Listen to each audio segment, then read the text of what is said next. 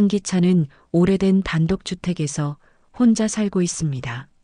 나무문은 조금만 힘을 줘도 삐걱 소리를 냅니다. 현관 옆 신발장은 낡았고 거실 천장에는 오래된 물 자국이 남아 있습니다. 집안은 조용했지만 그 고요함에는 외로움이 깃들어 있었습니다. 기찬은 아침마다 허리를 펴기 위해 천천히 몸을 움직이며 일어납니다. 건강은 예전 같지 않지만 그는 남에게 폐를 끼치지 않으려는 마음이 강했습니다. 그래서 아파도 병원에 가지 않고 버텨왔습니다. 냉장고에는 김치와 물, 계란 몇 개만 남아 있었습니다. 기찬은 직접 밥을 지어 간단한 식사를 준비하려고 했습니다. 하지만 팔이 저릿하게 아프고 손에 힘이 잘 들어가지 않았습니다. 그는 잠시 식탁에 앉아 숨을 고르며 창밖을 바라봅니다. 골목을 지나가는 사람들은 모두 바쁘게 하루를 시작하고 있었습니다. 그 모습을 보며 기찬은 문득 자신만 세상에서 멀어진 듯한 기분을 느꼈습니다. 하지만 그런 감정은 곧 사치라고 생각하며 고개를 저었습니다. 그는 평생 가족을 위해 살아온 사람입니다. 감정에 약해질 여유는 없다고 스스로 다독였습니다. 나도 아직 괜찮아. 혼자서도 살 수 있어. 그는 혼잣말을 하며 몸을 다시 일으켰습니다. 그러나 갑자기 가슴을 짓누르는 통증이 밀려왔습니다. 기찬은 식탁을 붙잡았지만 버틸 수 없었습니다. 숨이 가빠지고 시야가 흔들렸습니다. 그는 겨우 전화기까지 다가가 번호를 눌렀지만 손에서 미끄러져 바닥에 떨어졌습니다. 방 안에는 기찬의 거친 숨소리만 남았습니다. 한참 후 문이 열리는 소리가 들렸습니다. 동네 마트 알바생이 배달을 온 것이었습니다. 알바생은 바닥에 쓰러진 기찬을 보고 놀라 구급차를 불렀습니다. 얼마 지나지 않아 구급대원들이 도착했습니다. 그들은 신속하게 기찬을 들것에 실어 병원으로 이송했습니다. 구급차 바깥에서 바람은 차가웠고 겨울 냄새가 골목을 가득 채우고 있었습니다. 긴급 상황 속에서도 기찬의 집은 아무도 돌보지 않는 채 조용히 문이 닫혔습니다. 한기찬은 병원에서 일주일 만에 퇴원했습니다. 그는 여전히 몸 상태가 좋지 않았지만 더 이상 병원비를 감당할 수 없었습니다.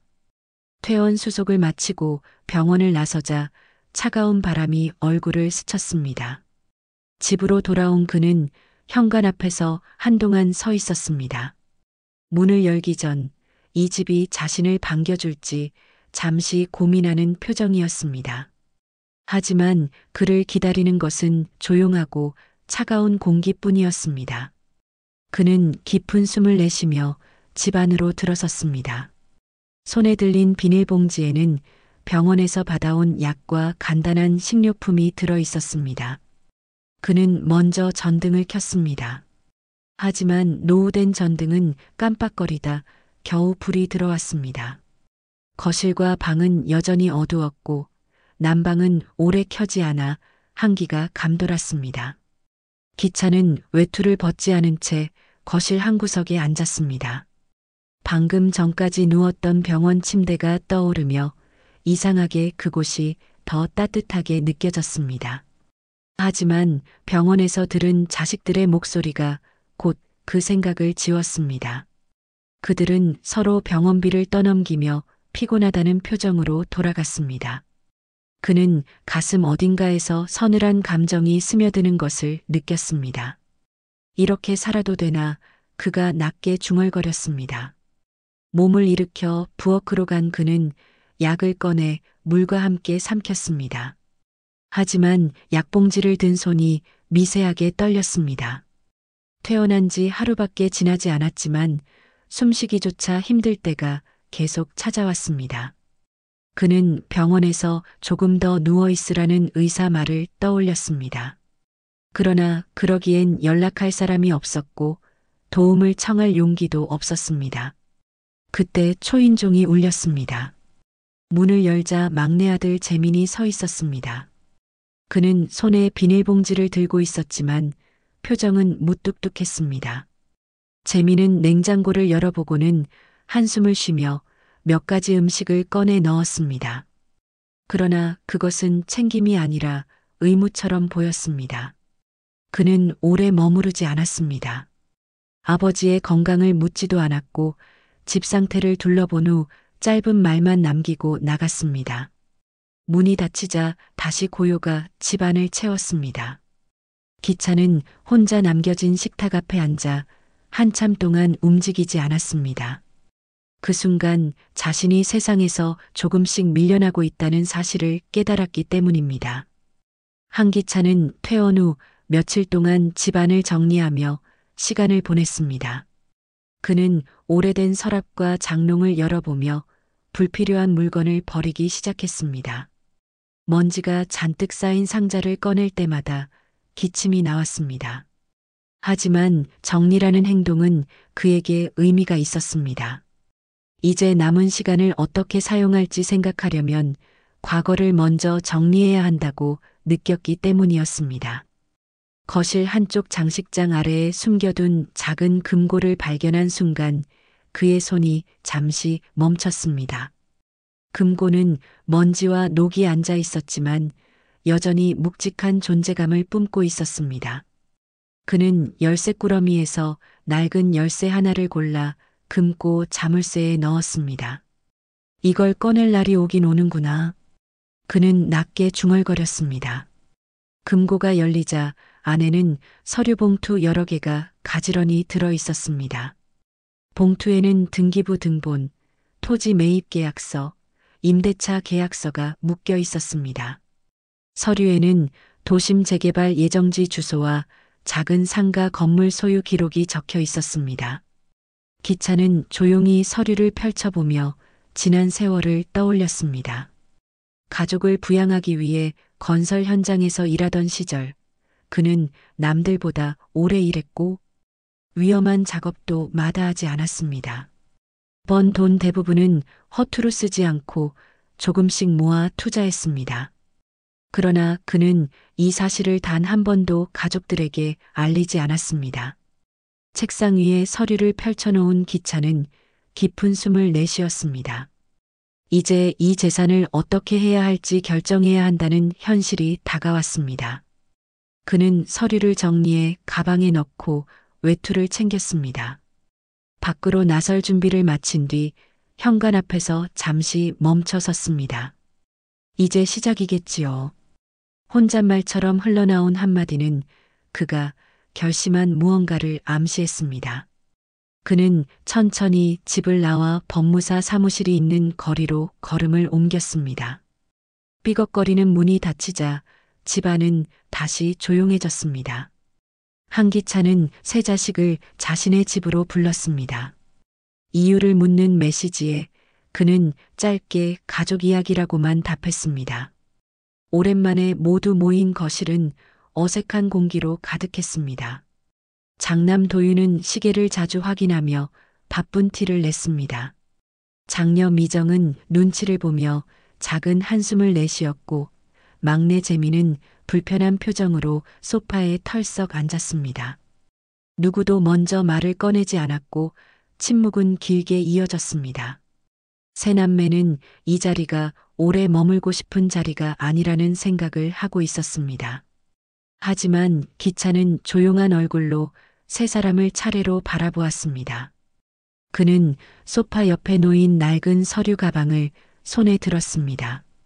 가방은 오래된 흔적이 묻어 있었고 한눈에도 무게감이 느껴졌습니다. 자식들은 무슨 내용인지 궁금했지만 내색하지 않았습니다. 도윤은 형식적으로 물었습니다. 그러나 기차는 답하지 않았습니다. 대신 천천히 가방을 열어 도표와 계약서가 묶인 서류 뭉치를 테이블 위에 올렸습니다. 미정은 그제야 자세히 들여다보며 이상함을 느꼈습니다. 주소가 적힌 종이에는 그들이 익히 알던 동네가 아닌 도심고가 지역 명칭이 적혀 있었습니다. 기차는 상가 건물 등기부 등본과 토지 계약서도 조용히 펼쳤습니다. 일련 번호와 도장, 계약 날짜는 모두 정확하고 법적으로 효력이 있는 문서였습니다. 재민은 얼굴이 굳어 문서를 더 가까이 끌어당겼습니다. 그는 숫자를 읽으며 가치를 계산하려 했습니다. 그 순간 공기 속에는 미묘한 긴장감이 생겼습니다. 세 남매는 처음으로 눈길을 마주쳤습니다.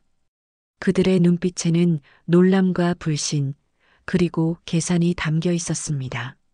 잠시 후 미정은 떨리는 손으로 문서를 넘기기 시작했고 도윤은 아무 말 없이 종이 겉표지를 다시 확인했습니다. 나레이션이 흐르는 듯한 순간 세 남매의 마음속에서 어떤 생각이 자라나기 시작했습니다. 그들은 지금까지 아버지가 가진 것은 낡은 집과 부족한 연금뿐이라고 믿었습니다. 그러나 테이블 위에 놓인 서류는 그들의 생각을 완전히 뒤흔들었습니다. 재민은 조심스럽게 문서를 정리해 쌓으며 더 많은 정보를 확인하려 했습니다. 도윤은 빠르게 상황을 판단하며 이 재산의 흐름을 자신이 관리해야 한다고 속으로 결론 내렸습니다. 미정은 당황 속에서도 남매 간 갈등을 피하려 해야 한다고 생각했습니다. 그들의 태도는 말없이 변하고 있었습니다. 그러나 기차는 이미 그들의 심리를 알고 있다는 듯 흔들림 없는 표정을 유지했습니다. 서류 가방이 열리고 난 직후부터 세 남매의 태도는 눈에 띄게 달라졌습니다. 며칠 전만 해도 아버지의 병간호를 서로 미루던 이들은 갑자기 효심 어린 자녀처럼 행동하기 시작했습니다. 장남 도윤은 주말마다 찾아오겠다며 일정을 조정하기 시작했습니다. 미정은 집안 살림을 돕겠다며 청소도구와 반찬을 들고 왔습니다. 재민은 직접 상가 건물 관리를 맡겠다고 나섰습니다. 하지만 이들의 행동에는 따뜻함보다 계산이 깔려 있었습니다. 기차는 세 자식의 숨은 속내를 알고 있었지만 아무 말도 하지 않았습니다. 대신 조용히 그들의 변화를 지켜보았습니다. 이웃 최은정은 요즘 기찬의 집에 자주 드나드는 세 남매를 보며 상황 변화를 감지했습니다. 은정은 기찬에게 무슨 일이 있는지 조심스럽게 물었지만 그는 대답을 피했습니다. 그저 조용히 웃으며 괜찮다는 말만 반복했습니다. 그러나 며칠 지나지 않아 남매 사이에 미묘한 신경전이 생기기 시작했습니다. 도윤은 상가 건물 임대 수익과 토지 재개발 가능성에 대해 따로 알아보기 시작했습니다. 그는 부동산 사무소를 찾아가 감정가를 물었고 법률 상담까지 진행했습니다. 재민은 건물 관리 명목으로 임차인들에게 연락하며 자신이 관리 책임자라고 소개했습니다. 미정은 형제들의 움직임을 눈치채고 불안해졌습니다. 그녀는 기찬을 찾아가 다른 의도를 숨기며 걱정하는 척했습니다. 그러나 그녀도 속으로는 상속과 향후 자신의 지분을 어떻게 확보할지 계산하고 있었습니다. 결국 세 남매는 서로를 견제하기 시작했습니다. 도윤은 재민이 독단적으로 움직이는 것을 경계했습니다. 재민은 도윤이 법적으로 모든 것을 통제하려는 것에 불만을 가졌습니다. 미정은 두 사람의 다툼을 말리는 척하며 아버지에게 영향력을 유지하려 했습니다. 그들의 마음은 이미 가족이 아니라 재산이라는 단어로 묶여 있었습니다. 기차는 거실 창가에 서서 이 모든 상황을 바라보고 있었습니다. 어느새 창밖에는 겨울바람이 불어와 나뭇가지를 흔들고 있었습니다. 그는 묵묵히 자식들이 흘려놓고 간 서류 사본과 메모를 정리했습니다. 오랜 시간 동안 가슴속에 쌓인 감정이 있었지만 드러내지 않았습니다. 그는 결국 결심했습니다. 이 상황을 통해 세 자식의 진짜 모습을 확인해야 한다고 생각했습니다. 그리고 그것은 단순한 상속이 아니라 그의 마지막 선택과 연결될 것입니다. 기차는 조용히 서랍을 열어 다시 유언장 서류를 꺼냈습니다. 테이블 위에 놓인 종이를 바라보며 그는 느리게 눈을 감았습니다. 그 순간 그의 마음속에는 하나의 계획이 자리 잡기 시작했습니다. 한기찬은 세 자식의 진심을 확인하기 위해 스스로 작은 시험을 준비했습니다. 그는 몸이 더 약해진 것처럼 행동하며 집안 곳곳에 일부러 빈틈을 만들었습니다. 약 봉투를 식탁에 흩어두고 청구서와 각종 문서를 일부러 보이게 놓았습니다. 그리고 며칠 동안 자식들의 반응을 지켜보았습니다.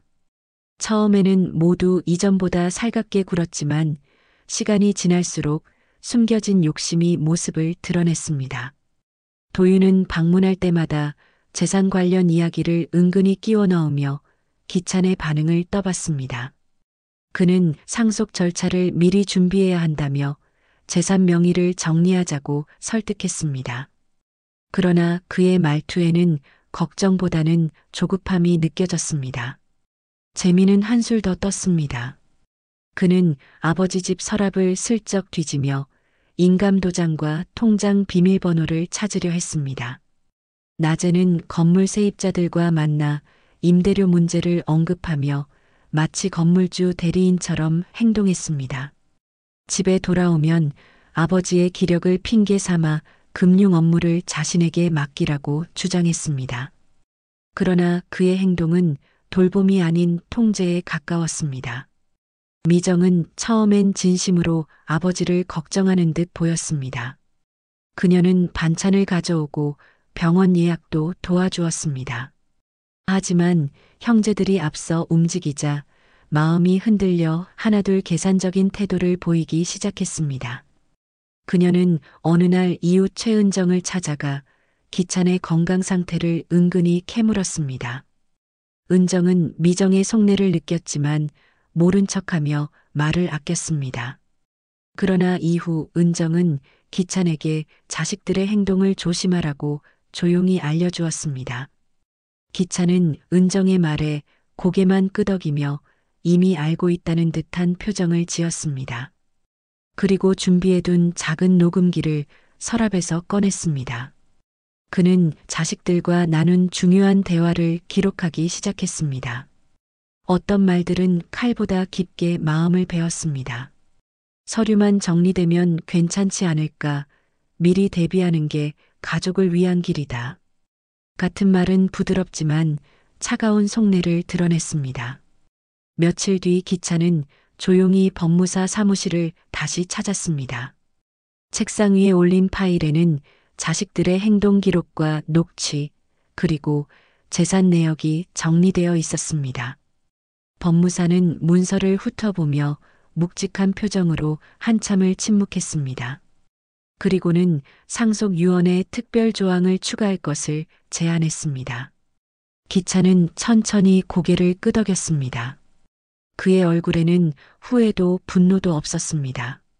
다만 지난 삶의 마지막 결심을 향해 나아가는 단단한 의지만 남아 있었습니다. 가을 끝자락 흐린 날씨 속에서 한기찬은 다시 세 남매를 자신의 집으로 불렀습니다. 이번에는 표정에서도 목소리에서도 단호함이 느껴졌습니다. 남매는 불안과 기대가 뒤섞인 표정으로 거실에 앉았습니다. 그들 앞에는 깔끔하게 정리된 서류 봉투와 공증 도장이 놓여 있었습니다. 도윤은 무엇을 발표하려는지 짐작한 듯 숨을 고르며 긴장했습니다. 재미는 태어난 척 다리를 꼬고 앉았지만 손가락이 끊임없이 움직였습니다. 미정은 불안한 눈빛으로 테이블 위 서류들을 바라보았습니다. 고요한 긴장이 흐르는 가운데 기찬은 천천히 봉투를 열었습니다. 그는 유언장을 꺼내 한 줄 한 줄 읽기 시작했습니다. 세 남매는 아버지가 읽는 조항마다 귀를 기울였습니다. 그러나 곧 그들의 표정이 급격히 굳어졌습니다. 유언에는 기찬의 전 재산을 지역 장학재단 설립에 기부한다는 내용이 적혀 있었기 때문입니다. 더 충격적인 것은 마지막에 덧붙어진 단서였습니다. 자식들은 1년간 책임 있는 삶을 증명하고 타인을 위해 봉사한다면 일부 지원을 고려하겠다는 문장이 명확히 적혀 있었습니다. 남매는 순간 말을 잃었습니다. 그동안 쌓아온 기대가 산산이 부서지는 소리가 공기 속에 울리는 듯 했습니다. 도윤이 가장 먼저 반응했습니다. 그는 상속 포기는 법적 문제를 일으킬 수 있다며 유언을 재검토하자고 주장했습니다. 하지만 기차는 담담하게 모든 법적 절차를 마쳤다고 답했습니다. 이어서 정식 공증 서류와 기부 예정 증서가 공개되었습니다. 재민은 서류를 손으로 움켜쥐고 목소리를 높였지만 기차는 시선을 피해주지 않았습니다. 미정은 말없이 서류를 바라보다 결국 눈물을 흘렸습니다. 그러나 그의 눈물에는 후회와 두려움이 뒤섞여 있었습니다. 결국 남매는 서로를 바라보며 혼란과 충격 속에 빠졌습니다. 기차는 마지막으로 조용히 말을 덧붙였습니다. 그는 자식들에게 지금까지의 선택이 어디로 향했는지 되돌아보라고 했습니다. 그리고 앞으로 자신은 더 이상 갈등이나 다툼에 관여하지 않을 것이라 선언했습니다. 그의 목소리는 나직했지만 단호했습니다. 그 말은 이 집안의 판도가 완전히 바뀌었음을 알리는 선언과 같았습니다. 공기의 온도까지 달라진 듯한 순간이었습니다. 남매는 더 이상 무엇을 말해야 할지 몰랐습니다. 그들이 가진 유일한 것은 충격과 불안뿐이었습니다. 기차는 천천히 유언장을 접어 봉투에 넣고 테이블 위에 내려두었습니다. 마침내 집안은 숨소리조차 들리지 않는 정적에 잠겼습니다. 한기찬이 유언장을 공개한 날로부터 1년이 흘렀습니다. 거실 창밖의 계절은 여러 번 바뀌었고 그의 삶도 조용히 새로운 방향으로 흘러갔습니다. 그는 현재 작은 시골 요양원에서 지내고 있습니다. 요양원은 도시와 떨어진 곳에 있어 조용하고 공기가 맑았습니다. 그의 방 안에는 오래된 책 몇 권과 낡은 라디오, 그리고 가족 사진이 하나 놓여 있었습니다. 그러나 사진 속 얼굴들은 더 이상 그의 일상을 함께하지 않았습니다. 남은 것은 편안한 침대와 고요한 하루뿐이었습니다. 하지만 그 고요함은 이전의 외로움과는 다른 의미를 지니고 있었습니다. 그동안 세 남매의 삶은 크게 달라졌습니다. 장남 도윤은 과도한 대출과 투자 실패로 직장을 잃고 사업도 정리했습니다. 그는 한때 가족을 이끌던 위치에 있다고 믿었지만 지금은 자신의 삶을 추스르느라 바빴습니다. 막내 재민은 상가 건물 임대권을 미리 빼내려던 행동이 발각되며 사회적 신뢰를 잃었습니다. 그는 연락처를 바꾸고 사람들을 피하며 지냈습니다. 장녀 미정만이 다른 길을 선택했습니다. 그녀는 아버지의 마지막 조건을 떠올리며 작은 복지센터에서 봉사활동을 시작했습니다. 처음에는 의무감으로 시작했지만 차츰 진심을 담게 되었습니다. 미정은 어느 날 작은 꽃다발을 들고 아버지를 찾아왔습니다. 요양원의 작은 정원에는 국화꽃이 바람에 흔들리고 있었습니다. 그녀는 말없이 그의 곁에 앉아 하루 일과를 이야기했습니다. 기차는 조용히 고개를 끄덕이며 그녀의 말을 들었습니다. 그의 눈빛에는 예전과 다른 온기가 담겨 있었습니다. 그는 비로소 자신이 남긴 진짜 유산이 무엇인지 깨달았습니다. 그것은 돈이나 건물이 아니라 사람의 마음을 일으키는 힘이라는 사실이었습니다. 그 힘은 미약해 보였지만 결국 세상을 조금은 바꿀 수 있는 씨앗이 되었습니다. 해가 저물며 요양원 창밖이 붉게 물들었습니다. 미정은 조용히 일어나 아버지 손을 잡았습니다. 그 손은 여전히 거칠었지만 따뜻했습니다. 그녀는 돌아가는 길에 아버지가 남긴 말을 떠올렸습니다. 사람은 남기는 것으로 기억된다. 그 말은 이제 그녀의 삶을 움직이는 문장이 되었습니다. 기차는 창밖 노을을 바라보며 잠시 눈을 감았습니다. 긴 인생의 여정 끝에서 그는 마침내 마음의 평화를 찾았습니다. 그렇게 한 인간의 진짜 마지막 선택은 조용하지만 깊은 울림으로 이야기를 마무리했습니다.